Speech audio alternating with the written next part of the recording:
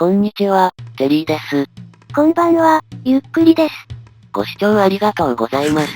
ありがとね。さて前回は、この企画で初めて見つけたメサを駆け巡りました。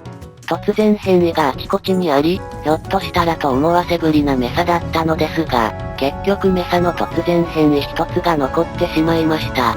まあテリーが全部一度に見つけられるわけがなかったのだけどね。そして今は、直線探索に復帰したところです。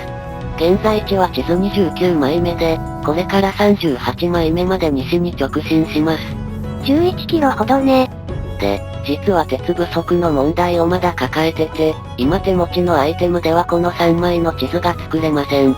今なら鉄をデリバリーしてくれるゾンビがやってきてもウェルカムなのですが。まあダイヤ運んでこられても意味がないわね。さてメサを後にして3分進んだところで、私はまさにこういうのを探し求めていたんです。露出した鉄鉱石を見つけるなんて、ただの運の無駄遣いじゃないの。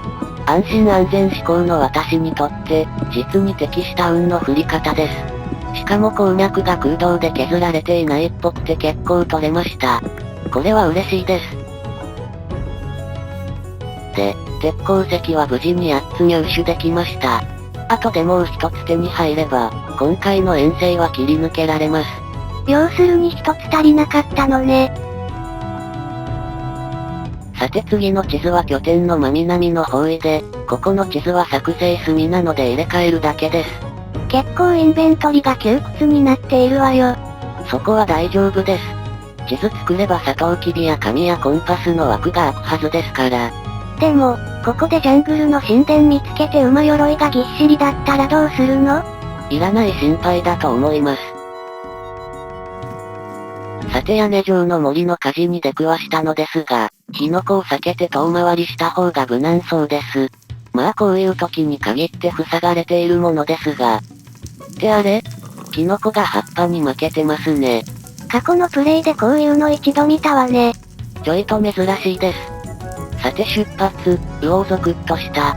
地図開いた目前に峡谷を生成するとかひどいです。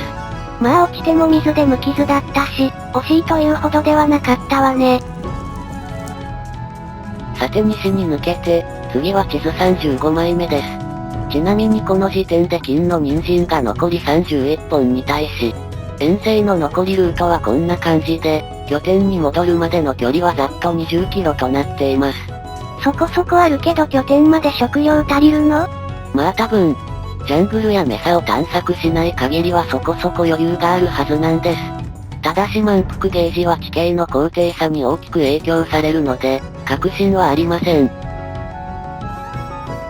さてさらに進むと、ここで乾燥気候を抜けてしまったようです。メサチャンスはここまでね。いつものパターンなら、最初のメサを見つけたら次々にメサが見つかるはずなんですけど、ちょいとがっくりです。いつもと違って、まだメサ発見を期待しているからよ。さて西に抜けて、次は36枚目です。まあ正直なところ、ここから先にメサが見つかっても、後日ここまでまた来るのがだるいんですよね。で、今はそんなことより目先の問題で、あと4キロ以内に鉄鉱石一つを見つけないといけないんです。まだ見つけてなかったんだ。露出した鉄鉱石がありませんでした。せっかく意を決して勇敢に洞窟に潜ったのに。なぜ洞窟ごときにそんな勇気がいるのよ。で、次はすぐ近くにあったトンネルに潜ってみました。洞窟と言いなさい。まあどっちでもいいのですが、ここならさほどは勇気をひねり出さずに済みます。本当にどっちでも変わらないの？中には誰もいないですよね。さっき雲の声がしてたわよ。さてその5分後、海洋に入りました。最近久しく広い海洋にありついていなかったので、そろそろではないかと期待感が膨らみます。要するにキノコ島チャンスね。今やバイオーム表の丸印はキノコ島だけ。故に冒険の時間実績解除のチャンスでもあります。まあでもこういう時にはキノコ島は出ないわよね。もしや？なんだメサかってメサか。メサかというよりまさかよ。まあなんというか、実はいつものパターンで近いうちにまたメサが見つかる予感は確かにありました。しかし一方、そんな都合の良い展開が私に来るわけがない、とその予感を打ち消してしまっていて、そして案の定、乾燥機構が切れてしまって、やっぱりそんなもんかと思っていた矢先なんです。そこで諦めたのが良かったのね。まあでもせっかく見つけても、このメサをくまなく探索するには食料が足りません。さっくり縦断して西に抜けて37枚目に入り、突然変異は一箇所も見つからずにメサを通り過ぎました。まあ縦断だけで見つかるほど甘くないわね。実は拠点に金が40個ほど残っていたので、あれらを全部金の人参にして持ってきてたら、さすがにこれは悔やまれます。でももし十分な食料持ってきてても、メサ第 1M は見つからなかったと思うわよ。さて西に抜けて、次がこの遠征最後の38枚目です。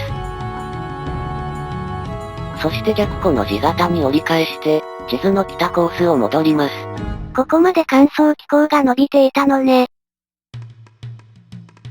で、申し訳程度のメサを縦断して東に抜けて、いつかこのメサまで戻ってくるのがだるいなぁと思いつつ、さらに地図を東に抜けて、なお、この不安感に襲われる大河は、やはりメガ大河に繋がっていました。今度は何箇所目なのよ。もういちいち調べるのがだるいです。なので、1キロ北のコース上で見つけたメガ大河と一続きだと適当に見なします。そして、帰るまでが遠足という説を否定すれば、今回の遠征はここで終焉を迎えました。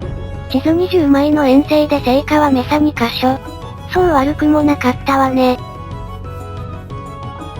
ちなみに私は、帰るまでが遠足という説の否定派ではありません。家に着くまでに事件に巻き込まれないように注意を促す、ありがたい教えです。手抜け道がないのですが。さて、1枚目の地図に戻ってきました。で、前々から気になっていたので、ジエンドポータルの入り口に寄り道です。帰るまでが遠足じゃなかったの？ここで寄らないと時間がもったいないじゃないですか。さて確認したかったのは砂漠の地下拠点と同様のことで、現在の82周目までの風車型はこの範囲。そしてゆくゆく130周まで掘り切ったら、要塞が含まれてしまうわけね。まああくまでも、要塞の生成がいつもの高さまで伸びていたら、という条件付きですけど。でも、できるのなら掘り当ててみたいです。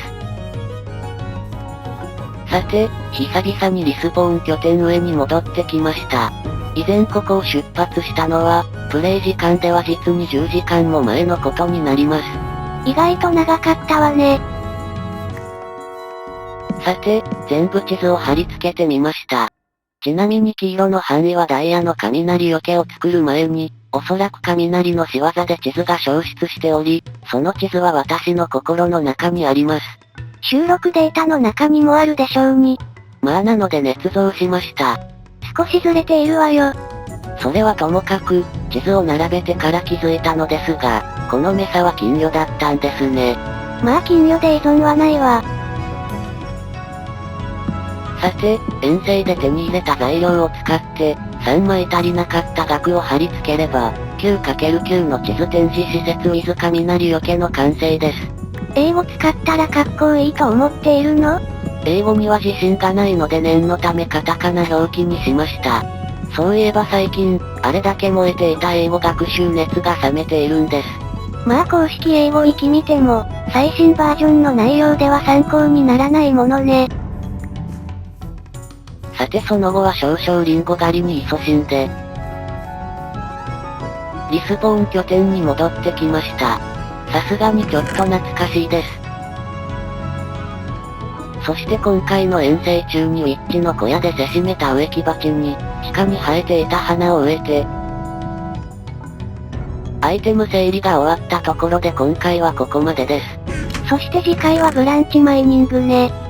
ところで、バージョン 1.8 台の時代に取り残されてから、早4ヶ月経過してしまいました。以前お話しした通り、先のバージョンでは上位の金リンゴのレシピが消えてしまった関係で、この企画は現バージョンで継続しています。ただ、そろそろ先のバージョンをやりたい気持ちが強くなってきているんです。なら封印を強化した方が良さそうね。で、まだ検討段階なのですが、この企画の進捗が半分に達したあたりで、できればバイオームコンプの道をこなした上で、この企画の投稿ペースを遅らせて、新しいパソコンを購入して新バージョン企画を、とかなんちゃって思案しているところです。バージョン違いの企画を並行したら、うっかり別バージョンで起動したりしないの？プレイするパソコンを分ければ問題なくなるんです。まあまだあくまで検討段階なのですが。では次回も頑張っていきます。それではまたね。バイバイ。